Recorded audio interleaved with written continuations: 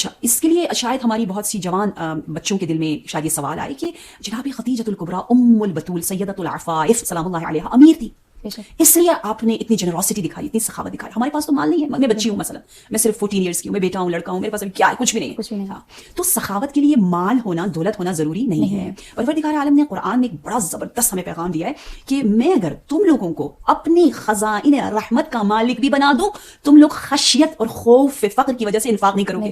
تو وہ ایک اندرونی صفت ہے، مال کا ہونا اور نہ ہونا ضروری نہیں ہے. دیکھیں جو سخی ہوتا ہے وہ وہی ایک خشک روٹی کو بھی شیئر کرے گا، ٹھیک ہے، دے گا، وہ اپنا وقت دے گا، وہ اپنی جگہ دے گا، آؤ بیٹھو، اس کے پاس کوئی ٹیلنٹ ہوگا وہ دے گا، اس کو وہ ایک اندر کی ایک صفت ہے کہ اس کا دل چاہتا ہے لوگوں میں خوشیاں بانٹنے کی، لوگوں کے مسائل حل کرنے کی، لوگوں میں آسانیاں پیدا کرنے کی. اب وہ آسانیاں کبھی اس درہم و دینار اور ڈالرز اور روپیز کے ذریعے ہوتی ہیں، وہ کبھی کبھی وہ اس کا ایک حصہ ہے. تو ہو سکتا ہے آپ کے پاس وہ نہ ہو، اندرونی باطنی ہمارے پاس وہ طہارت ہونی چاہیے. میں کہتی ہوں وہ زرخیز زمین ہونی چاہیے کہ جس سے یہ حسین گلو گیا ہو درخت جو ہے وہ اگے سخاوت کا. تو کیونکہ ہماری زمینیں زرخیز نہیں ہے، خالص نہیں ہے، پاک نہیں ہے، اور وہ پورا توحید پر توکل نہیں ہے، اس لیے شیطان ہمیں، اور شیطان یعیدکم الفقر، شیطان کہتے ہیں نہیں فقر، تنہا رہ جاؤ گے، تمہیں کام آئے گا، کون پھر دے گا تجھے، کیا ہوگا، وسوسے ڈال دیتا ہے. تو جو ہمیں سمجھ میں آیا، جو تاریخ نے ہمیں دیا ہے، جو قطرہ ہمیں پتہ ہے بی بی کے اس اقیانوس کا، وہ یہ ہے کہ فدق، بفور فدق اینڈ آفٹر فدق، یا مالی لحاظ سے جناب سیدہ کی زندگی میں بہت چینج آنا چاہیے تھا.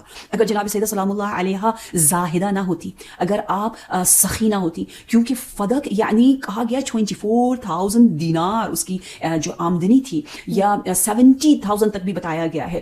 فدق سے پہلے اور فدق کے بعد جناب سیدہ سلام اللہ علیہا کی وہ قلبی کیفیت اور آپ کے اعمال اور کردار سخاوت کے اعتبار سے بالکل ایک جیسے، کوئی فرق نہیں. جیسے مولا امیر المؤمنین علیہ السلام خلافت میں ہو یا خلافت میں نہ ہو، تب وہ تنہا ہو، غربت اور خشک سالی اور قحط کے ایام میں ہو، تو بھی کس طرح سے انفاق فرما رہے ہیں اور دے رہے ہیں، پھر بھی ان ہاتھوں سے جا رہا ہے.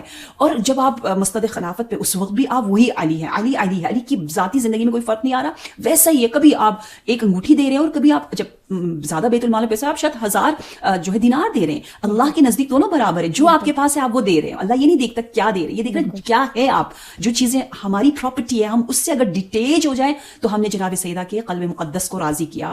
لہٰذا آپ کی زندگی بفور فدق، آفٹر فدق، وہ حسین پراپرٹی جو آپ کی تھی. اور نہ صرف فدق، کہتے ہیں 7 آپ کے گارڈنز تھے، آپ کے پاس باغات تھے 7. اور نہ صرف آپ نے اپنی زندگی میں دیا، بلکہ آپ کی وصیتوں سے بھی ہمیں سخاوت کی حسین خوشبو آتی ہے کہ آپ نے جناب ابوذر کی بیٹی کے لیے وصیت کی مال، کہ یہ مال یہ حصہ دے دو. اور اسی طرح لکھا ہے کہ زوجات رسول میں سے کچھ ازواج کے لیے، اور بہت سی آپ کی جو وصیتیں، اس میں اتنا آپ کی وہ سعت صدر، وہ انفاق، وہ آپ کی ماں کی جھلک بلکہ اس سے بالاتر، کیونکہ آپ معصومہ ہیں، وہ سب نظر آتی ہے.